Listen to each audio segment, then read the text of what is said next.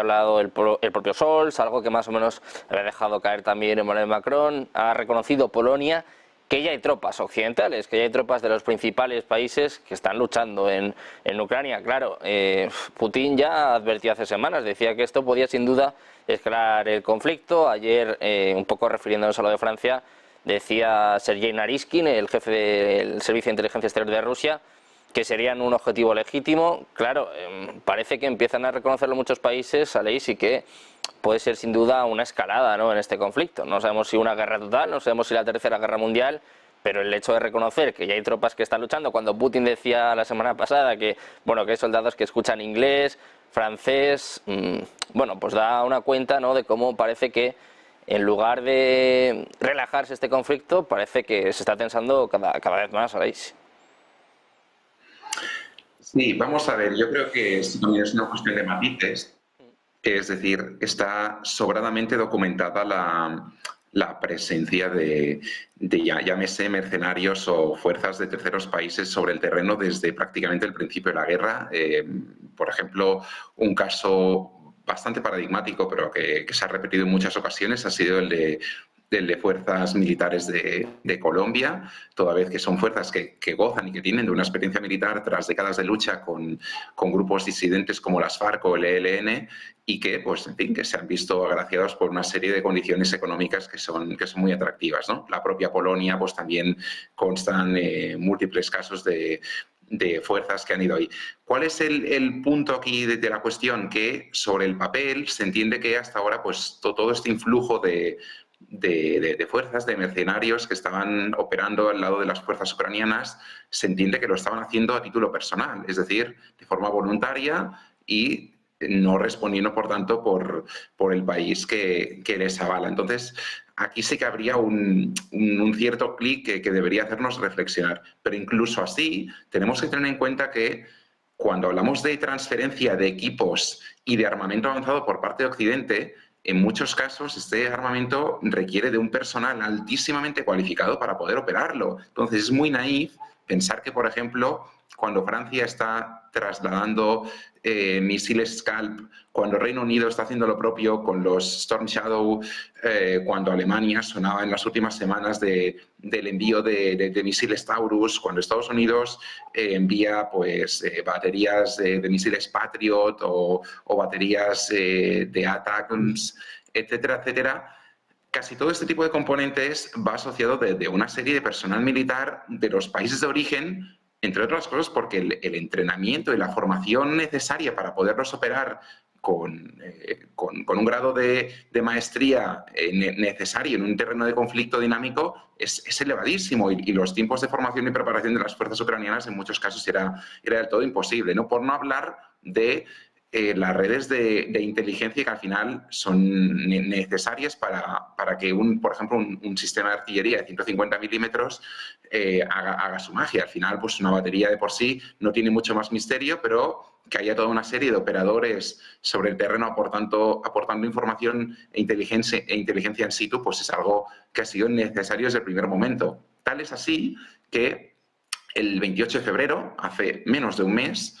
el New York Times publicaba un extensísimo reportaje que aprovecho para recomendaros, en los que ellos abiertamente, en fin, hablaban de toda una red de centros de espionaje financiados y equipados por la CIA,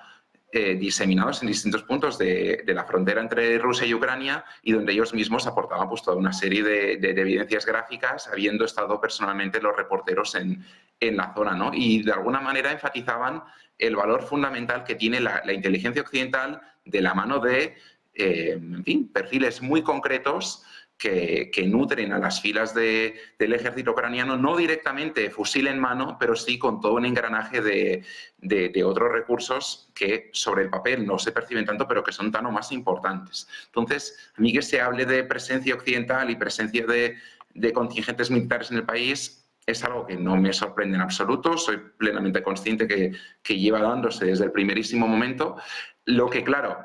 aquí ya podríamos estar hablando de una situación distinta cuando, por ejemplo, Macron flirteaba con la idea de tener un destacamento francés en la ciudad de Odessa,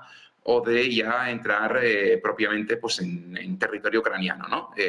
Según qué zona, ya sea por cuestiones meramente disuasivas o para apuntalar ciertas zonas del frente y, por tanto, en fin, liberar unidades que tiene desplegadas Ucrania en zonas fronterizas y poder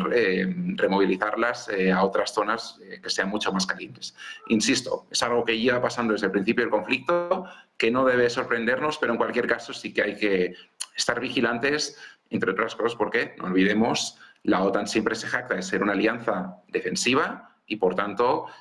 si se toma la decisión de enviar unidades militares de forma proactiva en un escenario de guerra, bueno, también pone un poco en duda la propia razón de ser de la organización. Bueno, pues pendientes de la OTAN, pendientes del envío de tropas, bueno, estas declaraciones, ¿no?, por parte del ministro de Asuntos Exteriores polaco, que reconoce pues que ya hay tropas occidentales que están luchando en Ucrania. Javier, no sé cómo podemos calificar, cómo podemos valorar esta declaración, que más o menos ya se intuía, que más o menos ya se ha dejado caer otras veces, pero quizás nunca se ha confirmado de una forma tan clara, ¿no?, tan evidente. No sé cómo lo valoras y, sobre todo,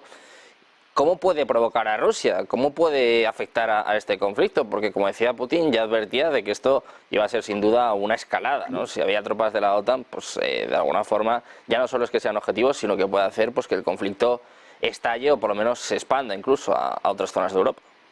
No.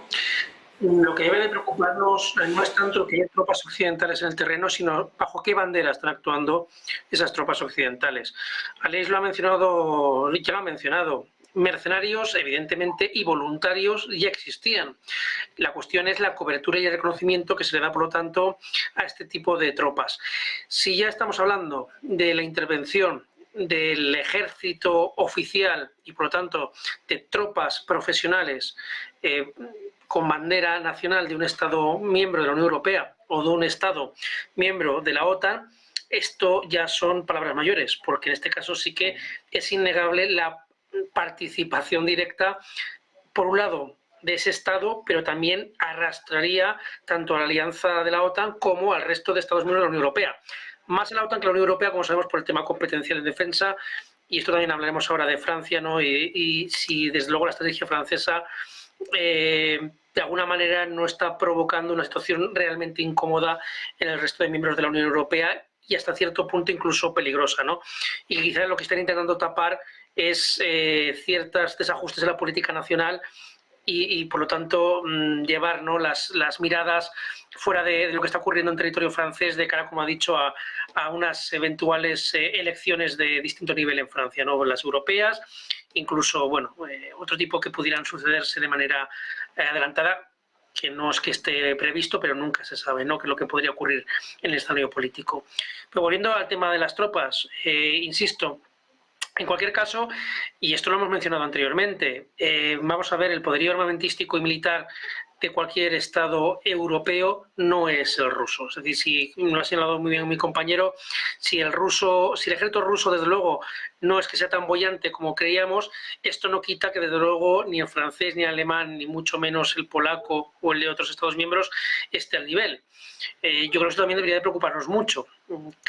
Quiero pensar que ciertos estados están calibrando el riesgo de mandar las tropas y, sobre todo, el desgaste que puede sufrir, no a corto plazo, pero también a medio y largo plazo. Porque tomar la decisión estratégica, y esto quizás mi compañero experto en temas de relaciones internacionales y en defensa nos lo puede explicar mejor,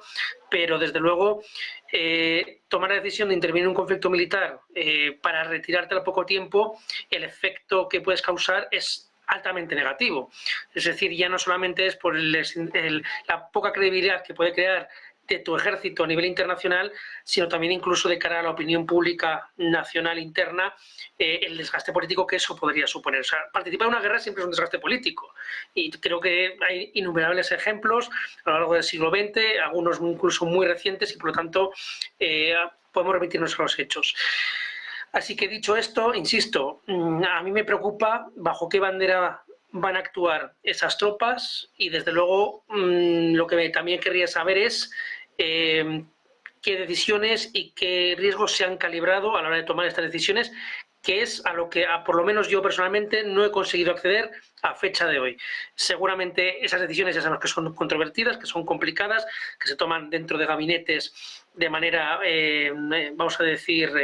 secreta, o más que secreta, desde luego de manera discreta, pero tarde o temprano van a tener que dar explicaciones a su población y al resto de los estados aliados. Bueno, pues desde luego, como bien estás explicando, lo que es evidente, ¿no? Es que la tensión está a flor de piel, ya no es entre Ucrania y Rusia, como venimos diciendo en las últimas semanas, ya es más bien entre Europa y Rusia, y más bien entre la OTAN y Rusia. Diego, quiero preguntarte por esto, por el envío de tropas. Enseguida ponemos el foco, hacemos especial hincapié en Francia, ¿no? Que sin duda está siendo un poco la banderada por parte del lado occidental, por parte del lado europeo, pero estas declaraciones de Polonia un poco también recogiendo el guante de las SOS, reconociendo que hay tropas occidentales en Ucrania, ¿cómo pueden afectar a este conflicto y sobre todo cómo pueden afectar a Rusia? ¿Pueden ser también un objetivo legítimo? ¿Podemos ver, pues no sé, ataques en este caso por parte de Rusia? Sí, yo creo que en cualquier caso es muy atrevido a abanderarse ahora mismo con una bandera que no sea la ucraniana, y en cierta medida es verdad, desde un principio se oyen voces que no son en ucraniano ni en ruso, ¿no? Se oye en español, en inglés, en francés, en un montón, pero yo creo que responde casi más a una estrategia de arengar un poquito a las tropas, ¿no? Porque al final hay un elemento que es básico en una guerra, que cuando tú estás perdiendo, la moral de la tropa se viene abajo, y es muy necesario, para poder hacer frente o resistir un poquito más, levantar un poquito la moral de las tropas. Al principio es verdad que estos mercenarios, digamos, porque son mercenarios, al fin y al cabo,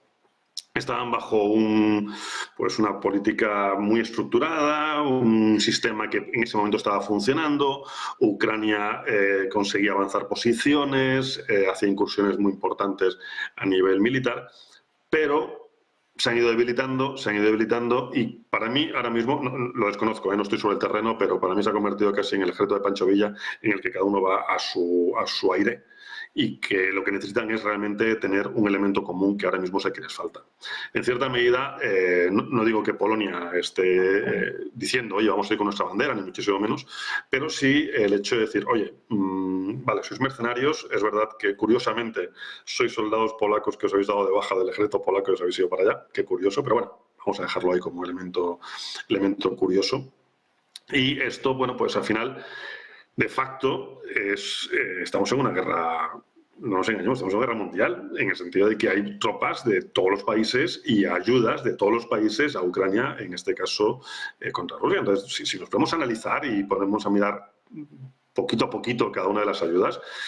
estamos todos metidos un poquito en el ajo, ¿no? Entonces, yo creo que Polonia, en este sentido, lo único que ha hecho ha sido intentar, no digo poner orden, pero sí un poquito decir, oye, que estamos ahí nosotros también, no de una manera directa, de una manera indirecta, pero que no os disgreguéis, por favor, porque es que ahora mismo es casi el último bastión que les queda por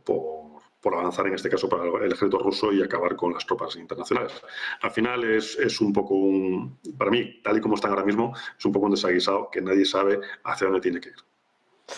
Bueno, pues de momento lo que está claro es que a dónde va este conflicto es pues a cada vez que haya más tensión, más mensajes cruzados. Si os parece, vamos a hacer una pequeña pausa, nada, un par de minutos, y enseguida hablamos de Francia, de la respuesta ayer por parte de Rusia. Naryshkin decía que serían objetivos legítimos y prioritarios, que tenían información de que van a enviar 2.000 soldados franceses a luchar en Ucrania, y hoy Rusia ha ido un pasito más allá. Ha hablado Dmitry Medvedev y dice, bueno, pues que va a ser algo así como una vergüenza para Francia y que los soldados franceses prácticamente van a ir a la guillotina. Vamos a hacer, nada, una pausa, 2 minutos, y enseguida se lo contamos y se lo explicamos en Nauzos Televisión.